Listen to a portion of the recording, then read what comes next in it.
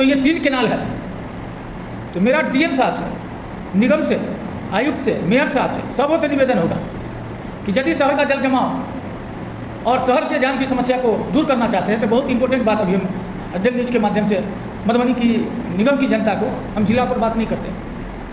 तो मैंने जो अपना सर्वे किया उसमें विस्तारित क्षेत्र में काम अभी नहीं हो रहा है और एनजीओ खामखा पैसा उठाओ कर रही है, उसमें बहुत ज़्यादा लगा है कि भ्रष्टाचार दिख रहा है। तो उस पर अंकुश लगाना है, चूँकि आजकल क्या है कि सीधे कोई फैसला, आज तो कैबिनेट बहाल हो गई है, सीधे कोई फैसला लिया नहीं जा सकता। सहमति से ताकत है, समाज भी सहमति से चलता है और निगम भी सहमति से चलेगा और निगम का बोर्ड भी सहमति से चलेगा। तो वैसी सूरत में हमको लगता है कि ये 2 महीने के अंदर में फिर से नया टेंडर होने की संभावना है।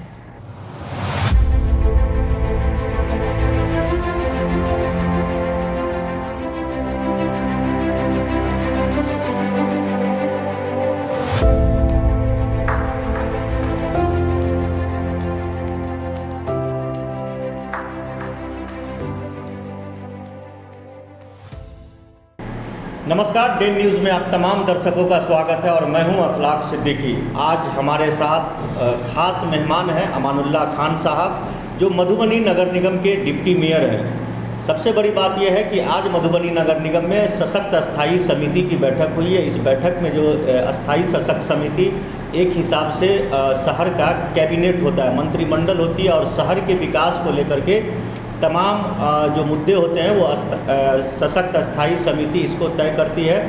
हम मधुबनी नगर निगम से लेकर के विधानसभा तक की बात करेंगे, चूँकि 4 दशक से अमानुल्लाह खान साहब लगातार जन सेवा में लगे हुए थे। अंतिम समय में इनको मौका मिला है और मधुबनी नगर निगम के इस बार डिप्टी मेयर बने हैं। डिप्टी मेयर बने भी हैं तो अच्छे खासे मार्जिन के साथ बने हैं। लंबी लड़ाई थी, इस लड़ाई को जीतने में इन्होंने अपनी पूरी ताकत झोंक दी। जनता ने इन्हें सर आँखों पर बिठाया और मधुबनी में जो एक सामाजिक समरसता की मिसाल थी वो लोगों ने कायम की।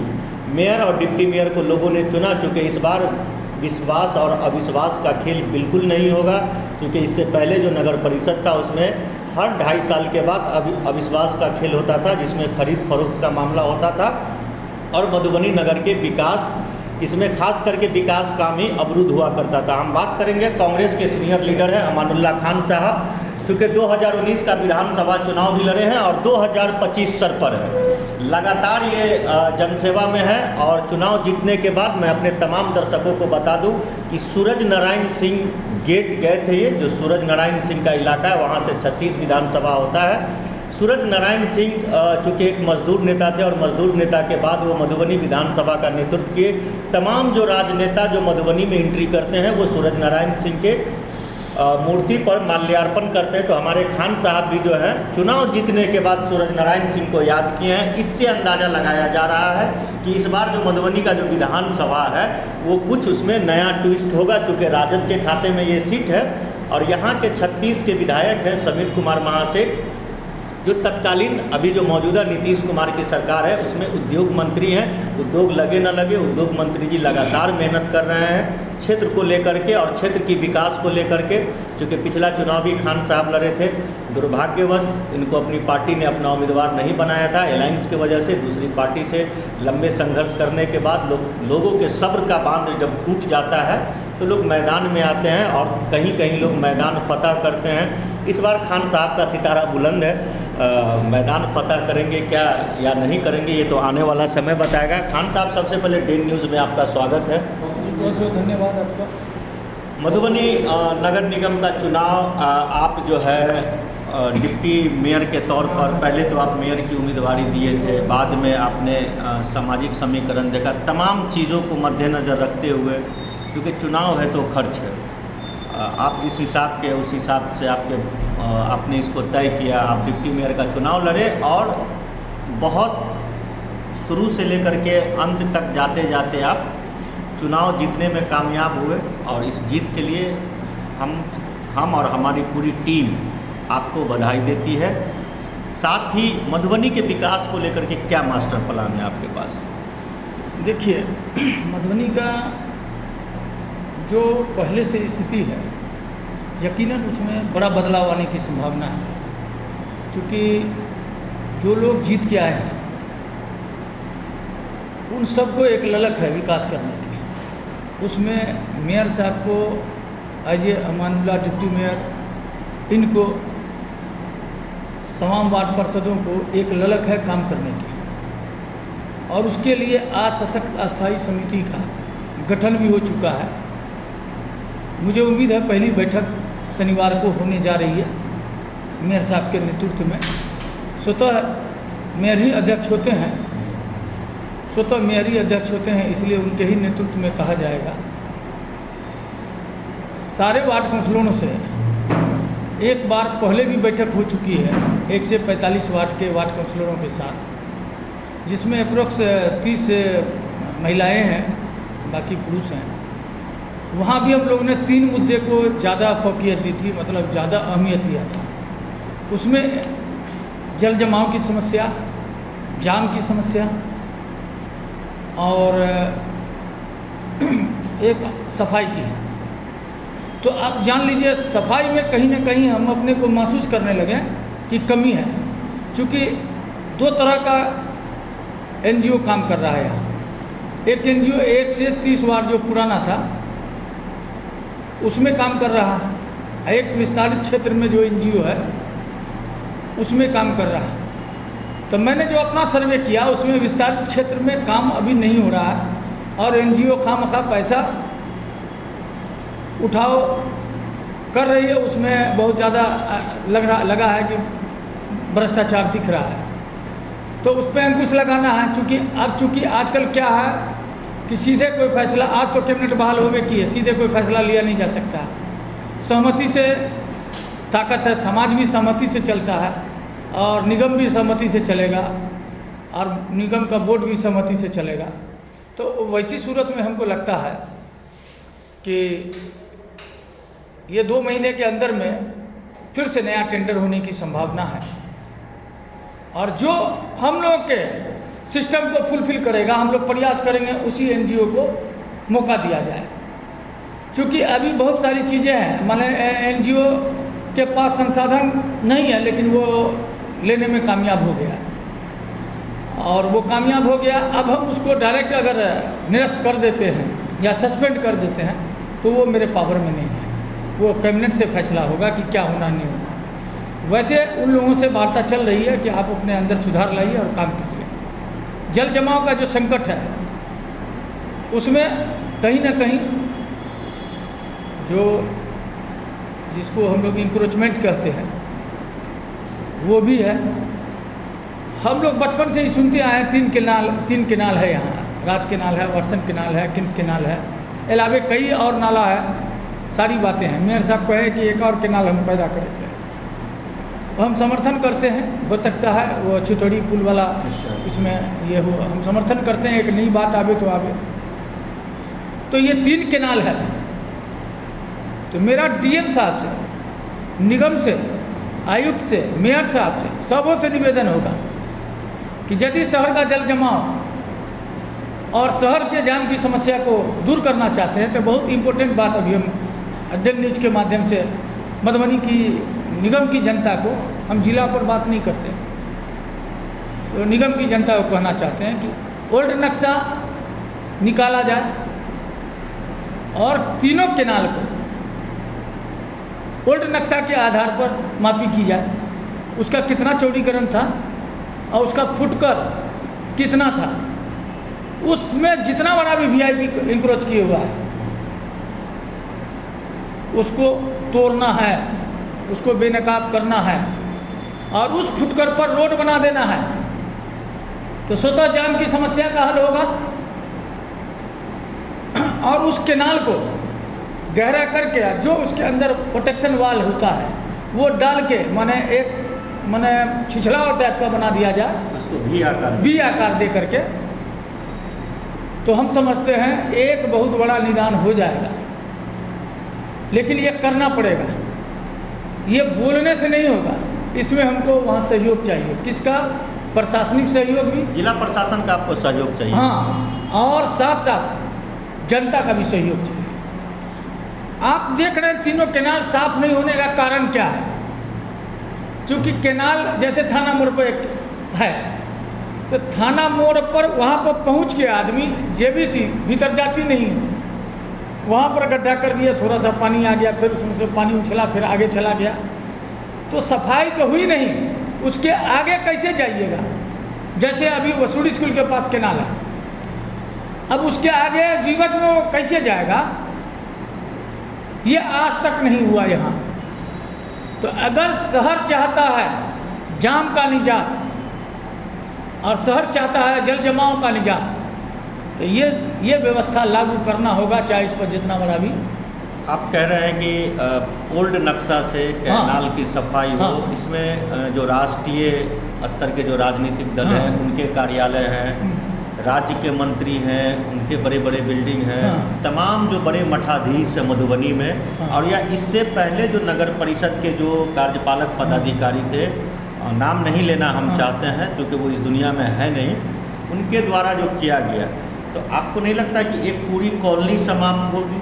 नहीं, हम लोगों को इस बात पर नहीं जाना है कि किसने कौन अच्छा काम किया, कौन गुनाह किया। जो अभी वस्तु स्थिति है, उस स्थिति में मान लीजिए करवा सच है, चुनाव का जीतना हारना एक अलग मैटर है। ये करवा सच है कि जो हम बोल रहे हैं वो सत्य है। अगर ओल्ड नक्शा 1899 में क्रिस्टल सर्वे हुआ, 1899 में, 1901 में खतियान लागू हो गया और नक्शा पास हो गया। जो नक्शा गुलजार बाग में मिलता है और निगम के पास भी अवेलेबल होगा। ये अमीर लोग जो पहले काम कर रहे थे वो लोग अपने अपने घर पर रखे हुए। तो केनाल पर सबसे बड़ा काम ये होगा कि नक्शा के अनुसार केनाल को क्लियर किया जाए। ये बहुत इम्पोर्टेंट विषय है। इसमें तो चूँकि कई परेशानियों का सामना करना पड़ेगा निगम को, तो कैसे? कोई निगम को परेशानी का सामना नहीं करना पड़ेगा। बेनकाब होंगे वो लोग जो अतिक्रमणकारी है। जनता सजग होगी तो सब कुछ ठीक हो जाएगा। इसमें हम किसी का मुंह क्यों देखेंगे? मेरा घर आ जाता है अगर जद में, उसको भी तोड़ा जाए, इसमें हम कोई पर भी नहीं करेंगे। क्योंकि चुनाव के समय लोग अतिक्रमण पर बिल्कुल बात करना नहीं चाहते। बिल्कुल हम बात कर रहे हैं, पहले भी किए थे। हमसे निजात चुनाव के समय लोग जो उम्मीदवार थे, चाहे मेयर के हो, डिप्टी मेयर को, चूँकि आपसे हमारी बात नहीं हुई थी उस समय, तो वो लोग अतिक्रमण पर बिल्कुल बात करना नहीं चाहते हैं। अभी अमानुल्लाह खान साहब चुनाव जीत करके आए हैं, वो सीधा ओल्ड नक्शा की बात कर रहे हैं। अगर ओल्ड नक्शे को ओपन किया जाए तो इसमें कैसे आप रास्ता निकालेंगे कि जो लोग ज़मीन खरीद चुके हैं या किसी गलत तरीके से उनको ब्रोकर के जरिए ज़मीन बेचा गया, फिर उनका क्या होगा? हमको किसी की परवाह ही नहीं करनी है। शहर को सुंदर बनाना है, बेहतर बनाना है। आज एक किस्सा कहते हैं, हार्ट हॉस्पिटल में 2.25 लाख का एक डॉक्टर आता है और वो बाज़ार अपने परिवार को एक छोटी सी कार 800 से नहीं ला पाता था, तो रिक्शा से आता था। वो रिजनेशन दे के चला गया कि हम 2.25 लाख रुपया महीना कमाते हैं और शहर में हम रिक्शा से जाएंगे, ये हमको उचित नहीं है। पैसा क्यों कमाते हैं? सुख सुविधा के लिए पैसा शोभा नहीं देता है तो नहीं, सुख सुविधा के लिए पैसा कमाते हैं और हमारा कार कहीं पर लगने नहीं देता है। हम तो डीएम साहब से ये कहना चाहेंगे, जिस बैंक को पार्किंग नहीं है वो बैंक का लाइसेंस कैंसिल किया जाए, उसको दूर भेजा जाए, उसको हटाया जाए यहाँ से। कैसे उसको लाइसेंस मिल जाता है बिना पार्किंग के? बड़े बड़े मॉल खुल गए हैं, मॉल खुल गए हैं, उनको पार्किंग नहीं है, उस सब पर वही लगाया जाए, कड़ा स्टेप लिया जाए उस पर। अच्छा, आपके यहाँ तो वो है नहीं, चूँकि पार्किंग की अभी तक कोई जगह चिन्हित नहीं है। नहीं समझे? मनोवृत्ति को चेंज कीजिए ना। शहर को उतने पर सिमट के क्यों रखिएगा? उसको विस्तार कीजिए, नए मधुबनी बनाइए ना, न्यू मधुबनी कीजिए। न्यू मुंबई है ना, न्यू दिल्ली है ना, नवी मुंबई है या वो भी है तो है ना, उसी तरह न्यू मधुबनी होगा, उसको विस्तार कीजिए, उसको आगे बढ़ाइए। क्या आप स्मार्ट सिटी की ओर लेके जाना चाहते हैं? क्यों नहीं? बस स्टैंड यहाँ क्यों रहेगा? कब हटा रहे हैं? नहीं, हम हटा नहीं रहे हैं। राय चाहिए पहले, तो पब्लिक की राय नहीं चाहिए।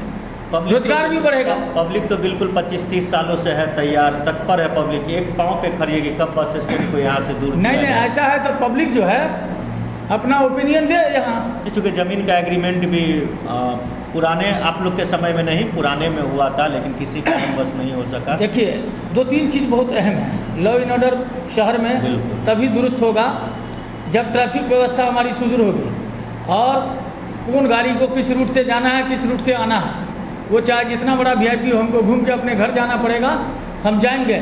वन वे करने का प्लान है कुछ? ये बहुत ज़रूरी है, वन वे होना ही चाहिए, ये बहुत ज़रूरी है। हाँ, वहाँ पर प्रशासन जो डिप्रेशन में रहेगा उसको अगर ये यकीन हो जाए कि ये पड़ोसी है बगल में ही घुसेगा तो उसकी मजबूरी है कि उसको जाने दिया जाए। लेकिन कॉमन गाड़ी को तो रोका जा ही सकता है, ये जो टेम्पू भतरे है। बल्कि हम तो ये कहेंगे कि ई रिक्शा वाले में भी लाइसेंसधारी होना चाहिए, उसकी पहचान होनी चाहिए।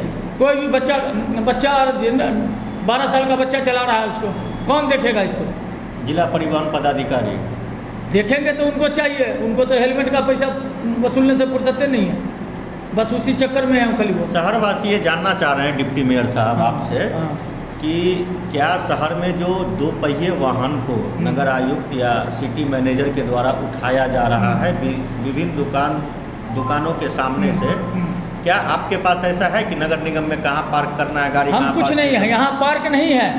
नहीं है तो फिर सुनिए, यहाँ पार्क या रखने की व्यवस्था नहीं है। अगर उठाया जा रहा है, निगम उठा रहा है तो वो भी गलत है। तो फिर उसको फाइन भी किया जा रहा है बाज़ाब्ते पार्किंग अरे के नाम गलत है, हम कह रहे हैं गलत है, आप व्यवस्था नहीं दिए हुए हैं। कौन आवाज़ उठाएगा लोगों? हम आवाज़ उठा रहे हैं ना। तो आप निगम आयुक्त को आदेश कीजिए। अरे आदेश क्यों करेंगे? पहले तो पब्लिक जागे, उसकी गाड़ी आई है, आ जाए 1000 आदमी यहाँ पर, क्यों ऐसा होगा? हमने व्यवस्था नहीं दिया ना।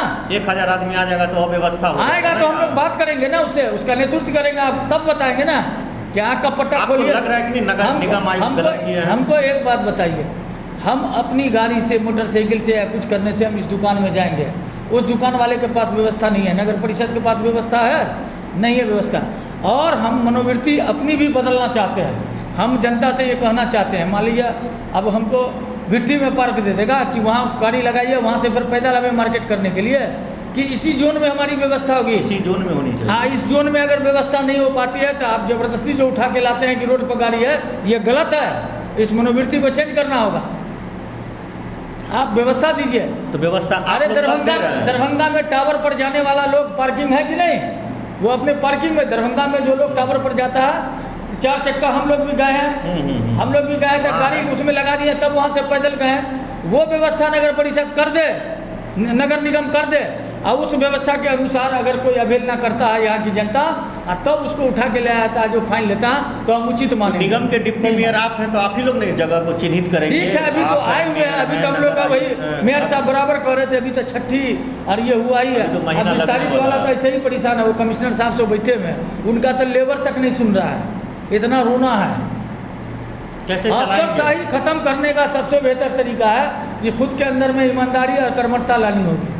यहाँ पर जो है माने अफसरशाही है इस टाइप का, बिल्कुल। खान साहब, एक चीज़ है चूँकि हजारों लोगों का मकान शहर में टूटा हुआ है, और पिछले 4 साल से मेरे नॉलेज के मुताबिक पिछले 3.5-4 साल से लोग मकान नहीं बना रहे, उनका DPR में नाम है, उनको पैसा नहीं जा रहा है। वार्ड कमिश्नर 25 से 30 हज़ार रुपया पहले की जो परिपाटी थी, अभी आप लोग क्या करेंगे नहीं करेंगे वो लोगों को नहीं पता है, और हम लोगों को भी नहीं पता है।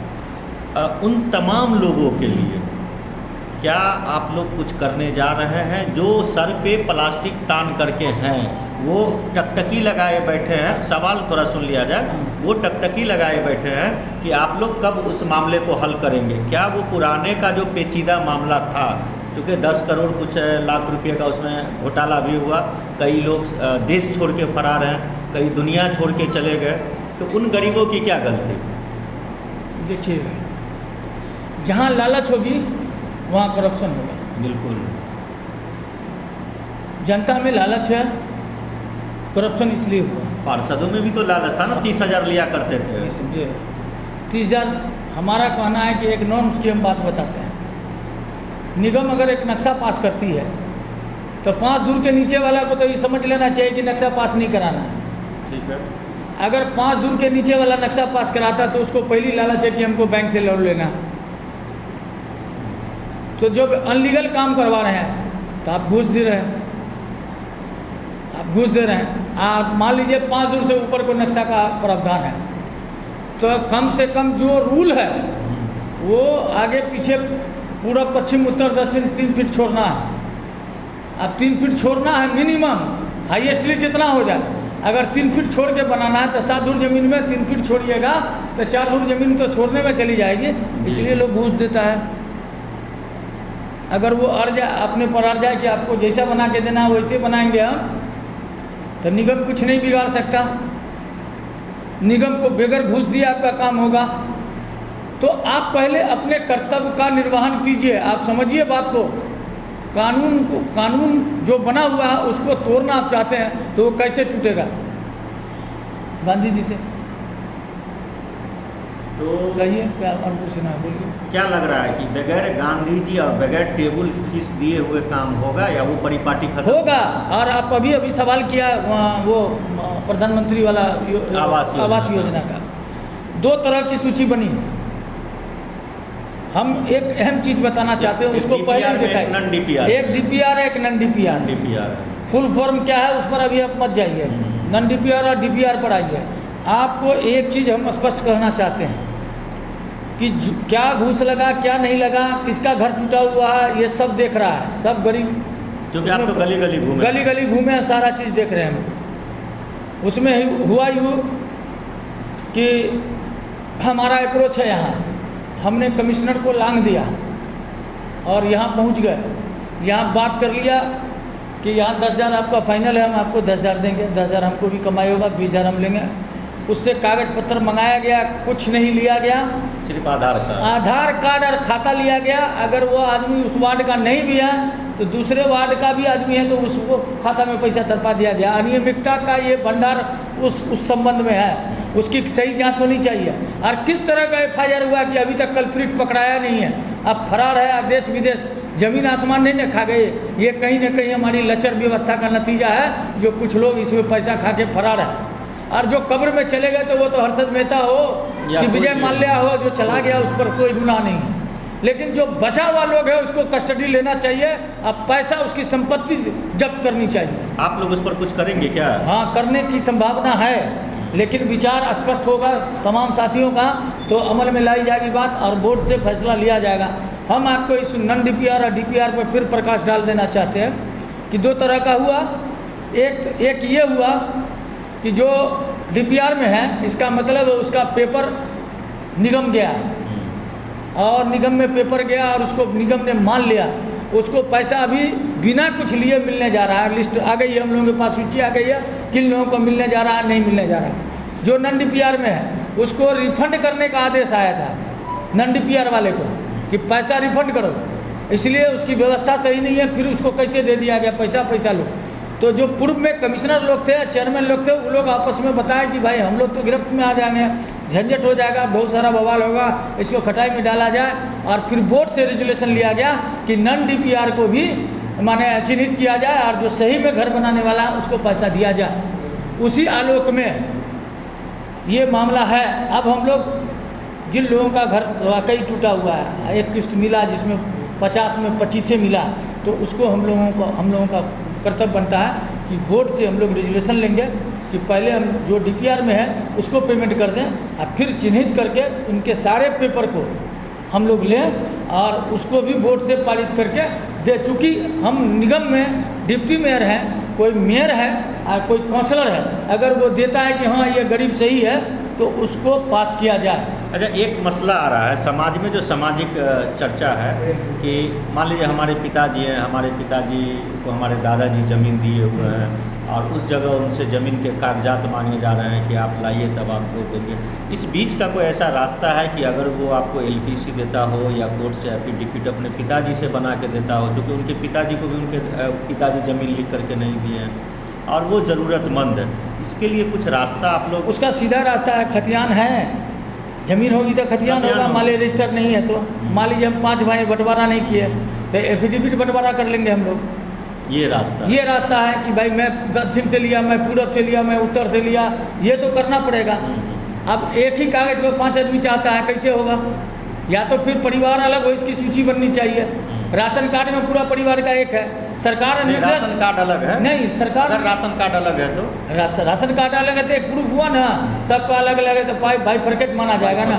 कितने का एक्के में है तो वो एक्के में है तो वो अपना दे कि मेरा इसमें से काटा जाए और इसमें लिया जाए। तो दिक्कत एक में रहेगा तो एक ही आदमी को फिर प्रोवाइड होगा जो मेन उसका करता होगा, माने गार्जियन जिसको कहते हैं। बोलिए। वैसे तो डिप्टी मेयर साहब का साफ तौर पर कहना है कि जो अतिक्रमणकारी है या जो भ्रष्टाचारी है उन पर जो अस्थायी सशक्त कमेटी जो बनी है और बोर्ड के साथ वो रेजुलेशन पास करने के बाद वैसे तमाम लोगों पर कार्रवाई के लिए अग्रेतर कार्रवाई की जाएगी इन तमाम चीज़ों के अलावे हम मधुबनी 36 जो विधानसभा है, क्योंकि 2019 में खान साहब विधानसभा का चुनाव लड़े थे, दुर्भाग्यवश विधानसभा नहीं पहुंच पाए। भाग्य अच्छा था कि इस बार नगर निगम में आए हैं। वापस से विधानसभा जाने की तैयारी चल रही है क्या, क्योंकि आप लोग एयरलाइंस में हैं? विधानसभा जाने की कुछ तैयारी है? ऐसी कोई मंशा नहीं है। महागठबंधन चर्चा तो है कि खान साहब विधानसभा लड़ेंगे। नहीं, सवाल ही नहीं उठता। मैं किसी भी तरह से गठबंधन के खिलाफ नहीं जाऊंगा। गठबंधन में जो हमारे अभी तो ऑलरेडी विधायक हैं और जो विधायक है हमारे मंत्री हैं, हम लोगों का उनके साथ वो आएंगे तो उनका वेलकम है, कोई आया उनका वेलकम, लेकिन लड़ने की किसको ख्वाहिश नहीं है। जब वो दौर आएगा तो आवेदन दिया जाएगा। तो ख्वाहिश है आपके? ख्वाहिश कैसे नहीं रहेगी? सेवा को विस्तार नहीं कीजिएगा तो आपकी तरक्की कैसे होगी, समाज की तरक्की क्या कैसे सेवा होगी? विस्तार के लिए खान साहब NH पकड़ेंगे? मतलब विधानसभा की ओर कूच करेंगे, क्योंकि आप चुनाव जीतने के बाद सूरज नारायण सिंह के प्रतिमा पर माल्यार्पण किए, उसके बाद से चर्चाओं का बाजार गर्म हुआ कि खान साहब विधानसभा का वो पहला छोर है। देखिए, मिथिलांचल में सूरज बाबू की कुर्बानी को नकारा नहीं जा सकता। एक ज़मीनी सतह की सियासत के वो सूत्रधार रहे हैं, इसलिए उनको हम लोग मान के चलते हैं और उनसे प्रेरणा लेते हैं। आदमी माल्यार्पण और उनके प्रतिमा के पास जाके स्मरण करता है कि कैसे लोग थे ये लोग, जिन्होंने समाज के लिए बहुत कुछ बलिदान दिया। लाठी खाका के वो हाँ, तो वो लोगों ने लड़ाई लड़ी है वैसी। तो हम लोग जाते हैं, हम लोग क्या लड़ाई लड़ रहे हैं? हम लोग को जो लड़ाई लड़ना चाहिए वो नहीं। लड़ाई तो आप भी 4 दशक से लड़ रहे हैं, आप भी पुलिस की लाठी खाए हैं, ठीक है, आपके भी खून गिरे हैं, लोगों के लिए ही हुआ है ये सब चीज़। वो तो हम कहेंगे वो इंटरसिटी चलाने के लिए भी मुकदमा हम पर हुआ। इंटरसिटी नहीं चला रहा था तो मुकदमा हम पर हुआ, हमने आंदोलन किया, गाड़ी को रोक दिया। ऐसे बहुत सारे कारनामे हैं हमारे, लेकिन उसको आप काउंट नहीं कीजिए ना। जो जनता आज इंटरसिटी अगर चल रही है तो कहीं ना कहीं तो आपका योगदान है, लेकिन यहाँ तो आज की बात कल लोग भूल जाता है। नहीं, हम लोग नहीं भूलते, हम लोग तो बिरादरी नहीं भूलता, उसको याद रखता है। हम लोग तो इतना ही कहेंगे कि जब से ये माहौल बना है देश के अंदर में, शिखर नेतृत्व पर सियासत होती है, उससे विकास शहर का या क्षेत्र का विकास अवरुद्ध हुआ है। कुत्ता को टिकट दे देता है, फर्स्ट सेकंड हो जाता है, और जो ग्रास रूट पर काम कर रहा है, जनता से जुड़ा हुआ, उसका वैल्यू नहीं आ। जब वो जनता के बीच में दस्तक देता है तो कहता है आपको पार्टी सीनेट का टिकट नहीं है। तो सेवा भाव तो आदमी ख़त्म कर रहा है। ये तो हम लोगों के माने कल्चर में या ब्लड में शामिल है। हर दुख दर्द मरनी हरनी में उपस्थित होते हैं और लोगों से मिलते हैं, ये हम लोगों के माने इसमें शामिल है, माने खून में शामिल है कि नहीं, यही हमारा तरीका होगा। लेकिन बहुत सारे लोगों को देखते हैं ना, पटना दिल्ली की सियासत करते हैं, शहर को छोड़े हुए हैं या फिर अपने इलाके को छोड़े हुए हैं। वैसे लोगों की खैर आने वाले कल में जिस दिन जमात चलेगी उस दिन नेतृत्व हम लोग का मजबूत होगा। क्या माना जाए कि खान साहब इस बार 36 मधुबनी विधानसभा से अगर पार्टी चाहती है और यहाँ के जो मौजूदा विधायक हैं, अगर सांसद के लिए अगर वो कहीं अन्यत्र जाते हैं, जैसी चर्चाएं चल रही है, तो क्या खान साहब चुनाव लड़ेंगे? नहीं, खुशी की बात है। अगर उनका प्रमोशन होता है तो ऑटोमेटिक है कि उस क्यू में हम लोग प्रबल दावेदार हैं। कौन रोकेगा हम लोगों को? कहाँ बंद बांधेगा हमारा? एकदम लड़ा जाएगा। कहा जा रहा है कि इस बार स्थिति महागठबंधन की 36 मधुबनी विधानसभा में सही नहीं है। नहीं, ऐसा नहीं है कुछ। ये सब वक्ती सियासत है। कुछ लोगों के अंदर ये सब भूचाल रहता है, वो सब से कोई फ़र्क नहीं पड़ता है। क्योंकि लड़ाई संविधान बचाने की है और लड़ाई धाराओं की है। एक तरफ जो है सेकुलरिज्म जिसको कहते हैं, जमहूरियत पर जो हमला है, एक पार्टी वो है जो जमहूरियत पर हमला कर रही है, लोकतंत्र को कुचलना चाहती है। और दूसरा धरा है सामाजिक न्याय वाला। तो उसमें जो भी कुर्बानी हम लोगों को सामाजिक न्याय को मजबूत करने के लिए देना होगा। खान साहब, आपको नहीं लगता कि जो पार्टी सत्ता में रहती है वही लोकतंत्र को कुचलती है? चाहे वो कांग्रेस हो, चाहे वो बीजेपी हो, चाहे वो आरजेडी हो, चाहे वो जेडीयू हो, इतिहास गवाह है। आप भी भुक्तभोगी। देखिए, क्लियर है, संविधान बना हुआ है, उस अनुरूप संविधान की दुहाई सब दे रहे हैं, मान कोई नहीं रहे। नहीं, आप कैसे मानते हैं? आप खुद भी नहीं मानते हैं। पत्रकार लोगों का हाल क्या है सो देख लीजिए। हालत तो बद से बदतर है। तो आज सोचा नहीं जा सकता। 4 स्तंभ है तो ये 4-5 स्तंभ पर देश चलता है। पत्रकारों अभी क्या कर रहे हैं? रूबिका लियाकत क्या कर रही है? वो क्या कौन है वो बड़े बड़े लोग, हाँ, वो सबको क्या कीजिएगा?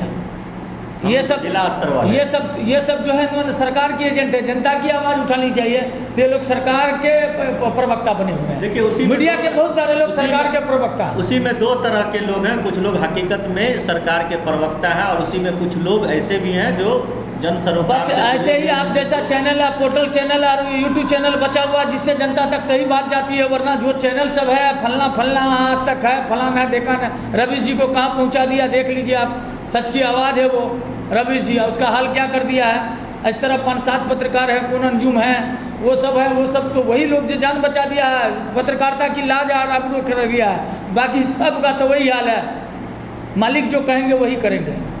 राजतंत्र और प्रजातंत्र में फ़र्क क्या होना चाहिए? राजतंत्र में 12 बजे रात में आपको उठा करके मारेगा बांध करके। बिल्कुल। अब प्रजातंत्र में एक आदमी को अधिकार है कि हम सरकार चुनते हैं। आखिर एक बात बताइए, हम एक एग्जाम्पल देते हैं कि जो लोग चुनाव ड्यूटी में अभी लगते हैं उनको स्पेशल माल दिया जाता है, भत्ता दिया जाता है सरकार की तरफ से, एक्स्ट्रा दिया जाता है। और हम 6 घंटा लग के वोट गिराते हैं तो हमको कोई भत्ता मिलता है क्या? हम धूप में गिराते हैं, हमको कोई भत्ता मिलता है क्या? तो पता क्या चला कि हम सरकार बनाने वाले लोग हैं, हम कैसे पैसा लेंगे? सरकार बनाने वाला मतदाता है, अब मतदाता कैसे? इसीलिए मतदाता मालिक कहा गया उसको कि मत अधिकार का ये मालिक है, वो पैसा नहीं लेगा। नहीं तो पैसा लेना चाहिए तो जो एक दिन बंद हो जाता है, मजदूर भी है तो वो उस दिन का खर्चा उसको मिलना चाहिए। लेकिन चूँकि सरकार उसको बनाना है, अपना नुमाइंदा चुनना है, नेता चुनना है, अपना एक प्रतिनिधि चुनना है, इसके वजह से उसको पैसा नहीं दिया जाता है। और उतना ही नहीं है, वो मर जाए, गोली चल गई, कोई गुंडागर्दी हो गई तो उसको कुछ नहीं मिलता। लेकिन एक कर्मी, छोटा सा कर्मी अगर मर गया तो उसको तो सब कुछ मिलना ही है, प्लस नौकरियों का प्रावधान है उसी लाइन में, उसी चुनाव में। तो दो तरह की मनोवृत्ति से काम तो हो ही रहा है। हम तो ये कहेंगे कि आपको मतदाता को भी इंतजाम होना चाहिए जब, लेकिन एक प्रजातंत्र फिर नहीं रहेगा। प्रजातंत्र है तो मतदाता पैसा लेगा तो नहीं। चलिए, खान साहब से लगातार बातों का सिलसिला जारी रहेगा। एक लास्ट मेरा सवाल है, क्योंकि खान साहब आप अप्रत्याशित तरीके से चुनाव जीत करके मधुबनी डिप्टी मेयर बने, लोगों को क्या संदेश देंगे? संक्षेप में हम जानना चाहेंगे। जो 1 से 45 वार्ड तक की जो जनता है, जो विस्तारित है, उनको अब तक समझ में नहीं आया कि हमको करना क्या और हमारे साथ होगा क्या। देखिए, देश की एक सबसे बड़ी पार्टी कांग्रेस पार्टी है, उसके मौलिक सिद्धांत पे अंतिम व्यक्ति तक मदद के लिए जाना है। हम उस सिद्धांत को फॉलो करने वाले लोग हैं। जो 1 से 45 वार्ड के अधीन एक गरीब से गरीब आदमी हम वहाँ तक जाना चाहते हैं और उसी बुनियाद पर हम चुनाव भी लड़े हैं। और पार्टी सीनेट का हमको बहुत बड़ा फ़ायदा भी हुआ। हमारा सीधा मानना है कि अब हम प्रतिनिधि या डिप्टी मेयर पूरे 1 से 45 वार्ड की जनता के हैं। वोटर लिस्ट ये रख दीजिएगा, चुनाव परिणाम तो सब कुछ स्पष्ट है, लेकिन हर आदमी को हम अपने तरफ से ये आगाह करना चाहते हैं। उनकी कोई समस्या रुकी हुई है, जात पात के झगड़े को छोड़ के, भाई भैयारी के झगड़ा को छोड़ के, सामाजिक काम कोई रुका हुआ है तो हमसे सीधे वार्ता कर सकता है। हम उसके लिए तत्पर हैं, उसका काम करेंगे। ये नहीं देखेंगे कि इस मोहल्ले का आदमी हमको या इस बूथ पर हमको वोट नहीं हुआ, तब फिर नेतृत्व का कोई मतलब नहीं है। हमारा साफ ऐलान है, बिल्कुल उसका दरवाज़ा, हमारा दरवाज़ा खुला हुआ। हम अपने प्यून को, यहाँ जो हमको चेम्बर मिला, उसको बोले हुए हैं कि हमसे मिलने वाला कोई आवे उसको अंदर बैठा लो और पानी पिला दो। और उसके बाद उसकी समस्या के लिए हम आदमी भी रख रहे हैं कि बाय द वे हम नहीं हैं किसी वक्त, तो वो पूरा मामला हमारा देखे और जो पदाधिकारी कंसल्टेंट हो उस कंसल्ट के पदाधिकारी से मिलकर उसका समाधान करें। हम इस व्यवस्था पर भी यकीन रखने जा रहे हैं। इसीलिए हम जनता का हार्दिक आभार प्रकट करते हैं कि उन्होंने हम पे विश्वास किया और हम उनके विश्वास पर खड़े उतरेंगे, अंतिम दम तक खड़े उतरेंगे। ये थे हमारे साथ मधुबनी नगर निगम के डिप्टी मेयर अमानुल्लाह खान साहब, जो अपनी बात बेबाकी से रखने के लिए लंबे समय से जाने जाते हैं। और आज चूँकि चुनाव के समय में इनका हम कवरेज नहीं कर पाए थे, आज सशक्त अस्थायी समिति की शपथ ग्रहण समारोह था मधुबनी नगर निगम में। पटना नगर आवास विभाग से लोग यहाँ आए थे, जो आज तमाम लोगों को शपथ ग्रहण कराए हैं। मधुबनी के लोगों को ये उम्मीद रखनी होगी, क्योंकि अभी 1 महीना हुआ है शपथ ग्रहण को। शायद आगे इस बार के जो बरसात के बाद जो काम शुरू होगा, जिस हिसाब से यहाँ प्रपोजल तैयार किया जा रहा है, विकास दिखेगा। लेकिन विकास दिखने में थोड़ा समय लगेगा। वैसे लोग विकास को लंबे समय से देश भर में ढूंढ रहे हैं। मधुबनी का विकास कब दिखेगा ये तो आने वाला कल बताएगा। अब देखने वाली बात ये होगी कि खान साहब नगर निगम से विधानसभा भी जाएंगे क्या, ये आने वाला कल बताएगा। कैमरा पर्सन गुड्डू कुमार कसेरा के साथ अखलाक सिद्दीकी, डेन न्यूज़, मधुबनी।